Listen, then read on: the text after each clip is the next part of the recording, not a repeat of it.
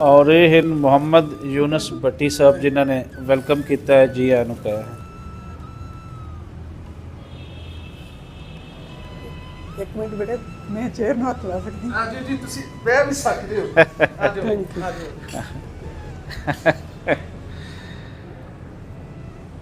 लो जी, है मुहब्बत है प्यार।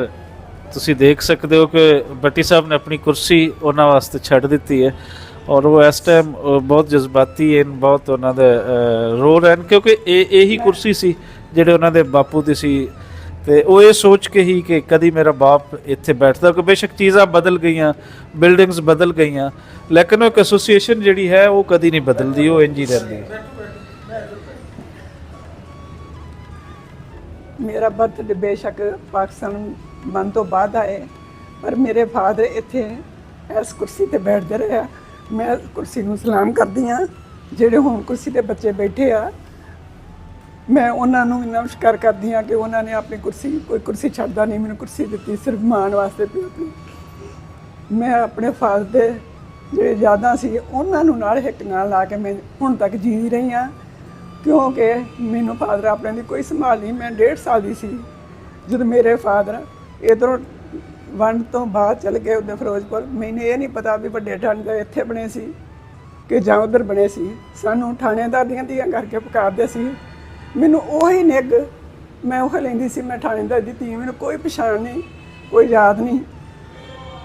ਉੱਚੀ ਉੱਚੀ ਮੈਂ ਆਪਣੇ ਫਾਦਰ ਨੂੰ ਯਾਦ ਕਰਕੇ ਰੋਂਦੀ ਸੀ ਹੁਣ ਤੱਕ ਵੀ, ਕਿਉਂਕਿ ਭਾਵੇਂ ਮੇਰੀ ਆਪਣੀ ਏਜ ਜਿਹੜੀ ਆ ਗਾਂਹ ਜਾਣ ਦੀ ਹੋ ਗਈ ਆ, ਪਰ ਜਿਹੜਾ ਮਾਂ ਪਿਓ ਦਾ ਨਿੱਘ ਪਿਆਰ ਹੈ ਉਹ ਹਰ ਇੱਕ ਨੂੰ ਚਾਹੀਦਾ ਹੁੰਦਾ। ਮੈਂ ਅਧੂਰੀ ਹਾਂ, ਮੇਰੀ ਅੱਧੀ ਬਾਂਹ ਹੈ ਨਹੀਂ ਗੀ, ਅੱਧਾ ਪਾਸਾ ਹੈ ਨਹੀਂ। ਮੇਰਾ ਫਾਦਰ ਜਿਹੜਾ, ਉਹਦੀ ਜਦੋਂ ਮੈਂ ਸਿਫਤਾਂ ਸੁਣਦੀ ਸੀ ਆਪਣੇ ਫਾਦਰ ਦੀਆਂ, ਮੈਂ ਬੜੇ ਉੱਚੇ ਮੈਂ ਜਵਾਨ ਸੀ, ਉਹ ਬਹੁਤ ਸੋਹਣੇ ਸੀ, ਉਹ ਅੰਗਰੇਜ਼ਾਂ ਵਰਗੇ ਸੀਗੇ। ਉਹਨਾਂ ਦਾ ਨੇਚਰ ਬਹੁਤ ਅੱਛੀ ਸੀ, ਬੜੇ ਇਮਾਨਦਾਰ ਆਫੀਸਰ ਸੀਗੇ, ਬੱਚਿਆਂ ਨਾਲ ਬਹੁਤ ਪਿਆਰ ਕਰਦੇ ਸੀਗੇ। ਉਹਨਾਂ ਯਾਦਾਂ ਨੂੰ ਮੈਂ ਹਿੱਕ ਨਾਲ ਲਾ ਕੇ ਅੱਜ ਮੈਂ ਇੱਥੇ ਆਈ ਹਾਂ। ਇਸ ਮਕਸਦ ਨਾਲ ਆਈ ਹਾਂ ਕਿ ਮੇਰੀ ਮਦਰ, ਮੇਰਾ ਵੱਡਾ ਭਰਾ, ਮੇਰੀ ਸਿਸਟਰ ਉਹ ਗੱਲਾਂ ਕਰਦੇ ਹੁੰਦੇ ਸੀ, ਮੇਰੀ ਮਾਂ ਗੱਲਾਂ ਕਰਦੀ ਹੁੰਦੀ ਸੀ ਵੀ ਇੱਥੇ ਅਸੀਂ ਤਾਂ ਰਹਿੰਦੇ ਸਾਂ, ਇਹਨਾਂ ਕੁਆਟਰਾਂ 'ਚ ਰਹਿੰਦੇ ਸਾਂ, ਇਹ ਥਾਣੇ 'ਚ ਮੇਰੇ ਫਾਦਰ ਸੀਗੇ। ਬੱਚੇ ਖੇਡਦੇ ਸੀਗੇ, ਕਿਹੜੇ ਕੁਆਟਰ ਖੇਡਦੇ ਸੀ, ਉਹ ਮਨ ਦੇ ਮਨ ਵਿੱਚ ਮੈਂ ਪਿਕਚਰ ਬਣਾਉਂਦੀ ਸੀ। ਅਤੇ ਉਹ ਅੱਜ ਮੈਂ ਇਸ ਥਾਂ ਨੂੰ, ਆਪਣੇ ਫਾਦਰ ਦੀ ਥਾਂ ਨੂੰ ਨਤਮਸਤਕ ਹੋਣ ਆਈ ਹਾਂ, ਮੱਥਾ ਟੇਕਣ ਆਈ ਹਾਂ ਵੀ ਚਲੋ ਜੇ ਮੈਂ ਫਾਦਰ ਨਹੀਂ ਦੇ ਸਕੀ ਅਤੇ ਮੈਂ ਉਹਨਾਂ ਦੀ ਥਾਂ ਦੇ ਕੇ ਸਕਾਂ ਜਿੱਥੇ ਉਹ ਬੈਠਦੇ ਰਹੇ। ਅਤੇ ਮੈਂ ਸਾਰਿਆਂ ਦਾ ਸ਼ੁਕਰਗੁਜ਼ਾਰ ਜਿਹੜੇ ਮੇਰੇ ਭਰਾ ਲੈ ਕੇ ਆਏ ਮੈਨੂੰ।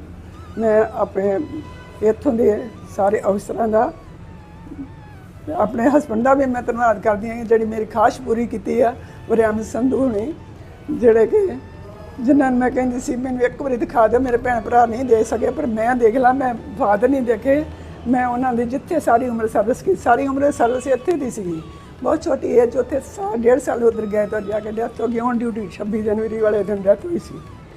ਜਦੋਂ ਆਜ਼ਾਦੀ ਦਿਵਸ ਮਨਾ ਰਹੇ ਸੀ, ਮੇਰੀ ਮਾਂ ਨੇ ਇੱਕ ਸ਼ਬਦ ਵਰਤਦੀ ਹੁੰਦੀ ਸੀ, ਉਹ ਕਹਿੰਦੀ ਹੁੰਦੀ ਸੀ ਲੋਕਾਂ ਦੀ ਆਜ਼ਾਦੀ ਤੇ ਮੇਰੀ ਬਰਬਾਦੀ। ਅਸੀਂ 4 ਭੈਣਾਂ, ਬਹੁਤ ਛੋਟੀ, ਮੈਂ 1.5 ਸਾਲ ਦੀ, ਇੱਕ ਮੇਰੀ ਭੈਣ ਮੇਰੇ ਮਾਂ ਦੇ ਪੇਟ ਵਿੱਚ ਸੀ ਜਿਹੜੀ ਜਿਹਦਾ ਬਰਥ ਬਾਅਦ 'ਚ ਹੋਇਆ। ਇਸ ਤੋਂ ਬਾਅਦ ਮੇਰੇ ਕੋਲ ਕੋਈ ਅਲਫਾਜ਼ ਨਹੀਂ ਹੈਗੇ। ਮੈਂ ਇਸ ਚੇਅਰ ਨੂੰ, ਇਸ ਤਰ੍ਹਾਂ ਨਮਸਕਾਰ ਕਰਦੀ ਹਾਂ।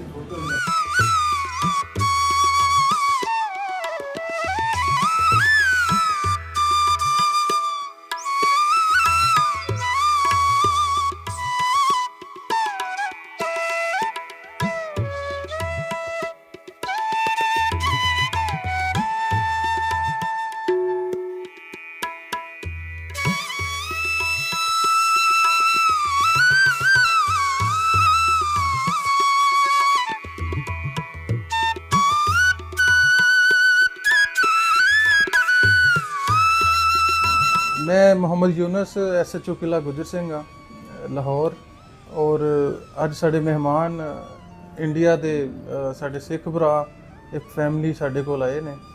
इन्हां दे आन दा इत्थे मकसद जिहड़ा इन्हां दी एक बड़ी माजी दी एक याद है कि इन्हां दे जिहड़े वालिद साहब ने वो साडी फैमिली दा हिस्सा सन। ਉਹ ਚੂੰਕਿ ਪੰਜਾਬ ਪੁਲਿਸ ਦਾ ਹਿੱਸਾ ਸਨ ਔਰ ਕਿਲ੍ਹਾ ਗੁੱਜਰ ਸਿੰਘ ਪੁਲਿਸ ਸਟੇਸ਼ਨ ਦੇ ਉਹ SHO ਸਨ। ਉਹਨਾਂ ਦੀ ਯਾਦ ਨੂੰ ਤਾਜ਼ਾ ਕਰਨ ਵਾਸਤੇ ਇਸ ਥਾਣੇ ਦੇ ਨਾਲ ਮੁਹੱਬਤ ਦਾ ਇਜ਼ਹਾਰ ਕਰਨ ਵਾਸਤੇ ਇਹ ਫੈਮਿਲੀ ਕੈਨੇਡਾ ਤੋਂ ਤਸ਼ਰੀਫ ਲਿਆਏ ਨੇ। ਅਸੀਂ ਇਹਨਾਂ ਨੂੰ ਖੁਸ਼ ਆਮਦੀਦ ਕਹਿੰਦੇ ਹਾਂ।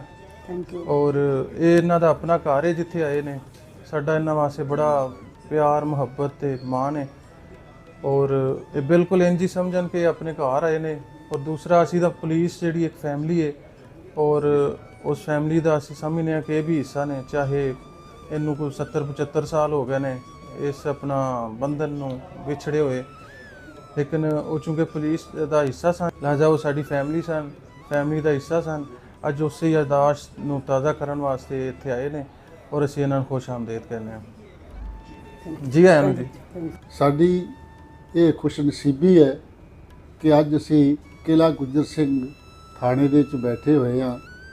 ਇਹਦੇ ਪਿੱਛੇ ਆਉਣ ਦਾ ਜਿਹੜਾ ਬੁਨਿਆਦੀ ਸਬੱਬ ਹੈ, ਬੁਨਿਆਦੀ ਕਾਰਨ ਹੈ, ਉਹ ਇਹ ਹੈ ਕਿ ਮੇਰੇ ਨਾਲ ਮੇਰੀ ਸ਼ਰੀਕੇ ਹਯਾਤ ਬੈਠੇ ਨੇ, ਮੇਰੀ ਘਰਵਾਲੀ ਬੈਠੀ ਹੋਈ ਹੈ ਔਰ ਇਹਨਾਂ ਦੇ ਫਾਦਰ ਸਾਹਿਬ, ਇਹਨਾਂ ਦੇ ਵਾਲਿਦ ਜਿਹੜੇ ਸਨ, ਵਾਲਿਦ ਮੁਹਤਰਮ, ਉਹ 47 ਵੇਲੇ ਕਿਲ੍ਹਾ ਗੁੱਜਰ ਸਿੰਘ ਦੇ ਵਿੱਚ SHO ਸਨ।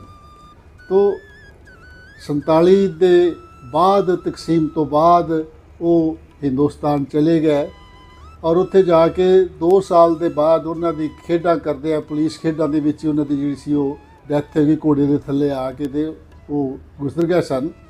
ਤੇ ਇਹ ਅਜੇ ਬੱਚੀ ਸੀ ਉਦੋਂ, ਪਰ ਬੱਚੀ ਹੋਣ ਦੇ ਨਾਤੇ ਘਰ ਦੇ ਜਿਹੜੇ ਜੀ ਸਨ ਉਹ ਸਦਾ ਹੀ ਇਹਦੇ ਵਾਲਿਦ ਸਾਹਿਬ ਦੀਆਂ ਗੱਲਾਂ ਕਰਦੇ ਸਨ, ਕਿਉਂਕਿ ਇੱਕ ਬੱਚੀ ਦੇ ਕੋਲੋਂ ਬਚਪਨ ਦੇ ਵਿੱਚ ਹੀ ਉਹਦੇ ਪਿਤਾ ਦਾ ਖੁੱਸ ਜਾਣਾ ਇੱਕ ਅਜਿਹਾ ਵਗੋਚਾ, ਇਹ ਅਜਿਹਾ ਦਰਦ, ਅਜਿਹੀ ਪੀੜ ਹੁੰਦੀ ਜਿਹੜੀ ਸਾਰੀ ਉਮਰ ਵਾਸਤੇ ਕਲੇਜੇ ਨਾਲ ਲੱਗੀ ਰਹਿੰਦੀ ਹੈ ਔਰ ਉਹਨੂੰ ਕਲੇਜੇ ਨਾਲੋਂ ਲਾਉਣਾ ਬੜਾ ਔਖਾ, ਬੜਾ ਮੁਸ਼ਕਿਲ ਹੈਗਾ।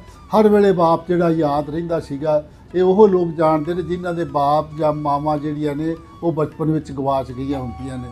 ਤੇ ਇਹਨੇ ਜਦੋਂ ਵੀ ਮੇਰੇ ਨਾਲ ਵੀ ਗੱਲ ਕਰਨੀ ਤੇ ਆਪਣੇ ਪਾਪਾ ਜੀ ਮੇਰੇ ਲਾਹੌਰ ਹੁੰਦੇ ਸਨ, ਕਿਉਂਕਿ ਇਹਦੀ ਭਰਾ ਤੇ ਵੱਡੀ ਭੈਣ ਜਿਹੜੀ ਸਨ ਉਹ ਇੱਥੇ ਰਹਿੰਦੇ ਸਨ ਆਪਣੇ ਫਾਦਰ ਸਾਹਿਬ ਦੇ ਨਾਲ, ਤੇ ਮਾਤਾ ਇਹਨਾਂ ਦੀ ਜਿਹੜੀ ਸੀ ਉਹ ਸਦਾ ਕਿਲ੍ਹਾ ਗੁੱਜਰ ਸਿੰਘ ਦੀਆਂ ਗੱਲ, ਕਿਉਂਕਿ ਇੱਥੇ ਲੰਮਾ ਸਮਾਂ ਉਹਨਾਂ ਨੇ ਸ਼ਾਇਦ ਸਰਵਿਸ ਕੀਤੀ ਹੋਵੇ, ਕਿਉਂਕਿ ਉਹਨਾਂ ਦੀਆਂ ਸਾਰੀਆਂ ਜਿਹੜੀਆਂ ਉਹਨਾਂ ਦੇ ਭੈਣ ਤੇ ਭਰਾ ਦੀਆਂ ਜੋ ਯਾਦਾਂ ਸੀ ਉਹ ਵੀ ਸਾਰੀਆਂ ਲਾਹੌਰ ਦੇ ਨਾਲ ਜੁੜੀਆਂ ਹੋਈਆਂ ਸੀ। ਸਦਾ ਕਿਲ੍ਹਾ ਗੁੱਜਰ ਸਿੰਘ ਦੀਆਂ ਗੱਲਾਂ ਹੋਣੀਆਂ ਤੇ ਕਿਲ੍ਹਾ ਗੁੱਜਰ ਸਿੰਘ ਇਹਦੇ ਸੁਪਨਿਆਂ ਦੇ ਵਿੱਚ ਬੈਠ ਗਿਆ ਹੋਇਆ ਸੀਗਾ ਅਸਲ ਵਿੱਚ। ਤੇ ਸਦਾ ਇਹ ਚਾਹੁੰਦੀ ਹੁੰਦੀ ਸੀ ਕਿ ਮੈਂ ਕਿਲ੍ਹਾ ਗੁੱਜਰ ਸਿੰਘ ਦੇਖਣਾ, ਜਿੱਥੇ ਮੇਰੇ ਕਿਤੇ ਪਿਤਾ ਜੀ ਜਿਹੜੇ ਸੀਗੇ ਉਹ ਸਰਵਿਸ ਕਰਦੇ ਹੁੰਦੇ ਸੀਗੇ।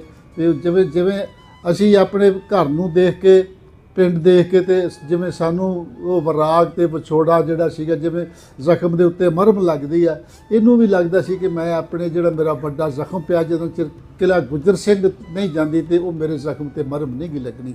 ਤੋਂ ਅੱਜ ਰਾਏ ਸਾਹਿਬ ਦੇ ਭਤੀਜਾ ਜੀ ਜਿਹੜੇ ਨਨਕਾਣਾ ਸਾਹਿਬ ਦੇ ਨਾਜ਼ਮ ਵੀ ਰਹੇ ਨੇ, ਬੜੀ ਵੱਡੀ ਨਾਮਵਰ ਹਸਤੀ ਨੇ ਔਰ ਮੇਰੇ ਬਹੁਤ ਹੀ ਪਿਆਰੇ ਦੋਸਤ ਨੇ। ਰਾਏ ਆਪਣਾ ਅਹਿਮਦ ਰਜ਼ਾ ਪੰਜਾਬੀ ਜਿਹੜੇ ਇੱਥੇ ਪੰਜਾਬੀ ਜ਼ੁਬਾਨ ਵਾਸਤੇ, ਪੰਜਾਬੀ ਅਦਬ ਵਾਸਤੇ ਬਹੁਤ ਵੱਡਾ ਕੰਮ ਕਰ ਰਹੇ ਨੇ ਔਰ ਜਿਨ੍ਹਾਂ ਨੇ ਮੈਨੂੰ ਤੇ ਮੇਰੀ ਜਿਹੜੀ ਸ਼ਰੀਕ ਹਯਾਤ ਇਹਨਾਂ ਇੱਥੇ ਆਉਣ ਦਾ ਬੁਲਾਵਾ ਦਿੱਤਾ ਸੀ ਔਰ ਇਹਨਾਂ ਨੇ ਕਿਹਾ ਸੀ ਕਿ ਅਸੀਂ ਕੋਸ਼ਿਸ਼ ਕਰਾਂਗੇ ਕਿ ਅਸੀਂ ਤੁਹਾਨੂੰ ਜਿਹੜਾ ਕਿਲ੍ਹਾ ਗੁੱਜਰ ਸਿੰਘ ਵੀ ਦਿਖਾਵਾਂਗੇ।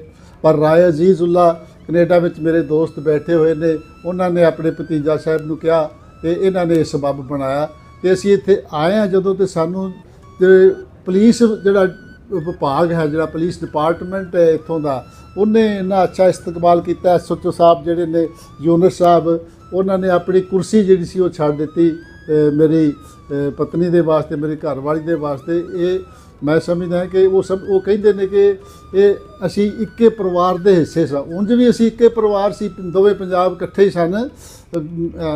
ਸਾਡੇ ਕਿਸੇ ਸ਼ਹਿਰ ਨੇ ਕਿਹਾ ਸੀ ਸ਼ਹਿਰ ਲਾਹੌਰੋਂ ਅੰਮ੍ਰਿਤਸਰ ਦਾ ਕਿੰਨਾ ਪੈਂਡਾ ਘਰ ਤੋਂ ਕਰਦਾ, ਵੀ ਘਰ ਹੀ ਸਨ ਦੋਵੇਂ। ਹਾਂਜੀ, ਕੋਈ ਪੈਂਡਾ ਨਹੀਂ ਸੀਗਾ, ਤੋ ਦਿਲ ਤੇ ਪਹਿਲਾਂ ਨੇੜੇ ਸਨ। ਪਰ ਉਹਨਾਂ ਨੇ ਕਿਹਾ ਕਿ ਬਤੌਰ ਪੁਲਿਸ ਅਫਸਰ ਉਹ ਸਾਡੇ ਪੰਜਾਬ ਪੁਲਿਸ ਦਾ ਇੱਕ ਹਿੱਸਾ ਸਨ ਤੇ ਸਾਡੇ ਆਪਣੇ ਜੀ ਸਨ, ਸਾਡੇ ਘਰ ਦੇ ਜੀ ਸਨ। ਤਾਂ ਉਹਨਾਂ ਨੇ ਇਸ ਕਰਕੇ ਵੀ ਸਾਡਾ ਜਿਹੜਾ ਉਹ ਇਸਤਕਬਾਲ ਕੀਤਾ ਕਿ ਅਸੀਂ ਆਪਣੇ ਜੀਆਂ ਨੂੰ, ਘਰ ਦੇ ਜੀਆਂ ਨੂੰ ਇੱਥੇ ਜੀ ਆਇਆ ਕਹਿ ਰਹੇ ਆ। ਤੇ ਸਾਡਾ ਦਿਲ ਜਿਹੜਾ ਜੀ ਉਹ ਇਸ ਵੇਲੇ ਬਹੁਤ ਹੀ ਆਨੰਦਿਤ ਹੈ, ਬਹੁਤ ਖੁਸ਼ੀ ਦੇ ਭਾਵ ਨੇ। ਤੇ ਜਿਹੜੀ ਖੁਸ਼ੀ ਮੇਰੀ ਸ਼ਰੀਕੇ ਹਯਾਤ ਨੂੰ ਮਿਲ ਰਹੀ ਆ ਉਹਨੂੰ ਤੇ ਮੈਂ ਸਮਝਦਾ ਕਿ ਉਹ ਬਿਆਨ ਹੀ ਨਹੀਂ ਕੀਤਾ ਜਾ ਸਕਦਾ। ਮੈਂ ਚਾਹਾਂਗਾ ਕਿ ਉਹ ਮੈਂ ਜਿੱਥੇ ਮੈਂ ਸ਼ੁਕਰੀਆ ਅਦਾ ਕਰਦਾ ਹਾਂ ਰਾਏ ਸਾਹਿਬ ਦਾ, ਰਜ਼ਾ ਸਾਹਿਬ ਦਾ, ਔਰ ਖਾਸ ਤੌਰ ਉੱਤੇ ਮੈਂ ਜਨਾਬ ਐਸਓ ਸਾਹਿਬ ਜਿਹੜੇ ਨੇ ਇੱਥੋਂ ਦੇ ਯੂਨਿਟ ਸਾਹਿਬ, ਉਹਨਾਂ ਦਾ ਸ਼ੁਕਰੀਆ ਅਦਾ ਕਰਦਾ। ਔਰ ਮੈਂ ਪੰਜਾਬ ਪੁਲਿਸ ਦਾ ਵੀ ਮੈਂ ਸਮਝਦਾ ਕਿ ਇਸ ਹਵਾਲੇ ਨਾਲ ਸ਼ੁਕਰੀਆ ਕਰਦਾ, ਔਰ ਪੰਜਾਬ ਗੌਰਮੈਂਟ ਦਾ ਵੀ ਇਹ ਸ਼ੁਕਰੀਆ ਅਦਾ ਕਰਦਾ, ਪੰਜਾਬ ਦੀ ਦਾ ਪਾਕਿਸਤਾਨ ਦੀ ਸਰਕਾਰ ਦਾ, ਕਿ ਜਿਨ੍ਹਾਂ ਨੇ ਏਡੇ ਖੁਸ਼ ਅਸਲੂਬੀ ਦੇ ਨਾਲ ਸਾਡੇ ਵਰਗੇ ਲੋਕਾਂ ਨੂੰ ਆਇਆਂ ਨੂੰ ਜੀ ਆਇਆਂ ਕਹਿਣ ਵਾਲੇ ਜਿਹੜੇ ਅਫਸਰ ਨੇ ਉਹ ਪੁਲਿਸ ਦੇ ਵਿੱਚ ਜਿਹੜੇ ਨੇ ਉਹ ਭਰਤੀ ਕੀਤੇ ਹੋਏ ਨੇ। ਔਰ ਆਪਣੇ ਖੁੱਲ੍ਹੇ ਦਿਲ ਦੇ ਨਾਲ, ਖੁੱਲ੍ਹੀਆਂ ਬਾਹਾਂ ਦੇ ਨਾਲ ਸਾਨੂੰ ਉਹਨਾਂ ਨੇ ਆਪਣੇ ਗੱਲ ਦੇ ਨਾਲ ਲਾਇਆ, ਤੇ ਇਹ ਸਾਡਾ ਅਦਬ ਦੇ ਨਾਲ ਸਿਰ ਝੁਕਦਾ ਹੈ ਇਹਨਾਂ ਦੇ ਅੱਗੇ, ਇਸ ਅਦਾਰੇ ਦੇ ਅੱਗੇ। ਬਹੁਤ ਬਹੁਤ ਮਿਹਰਬਾਨੀ।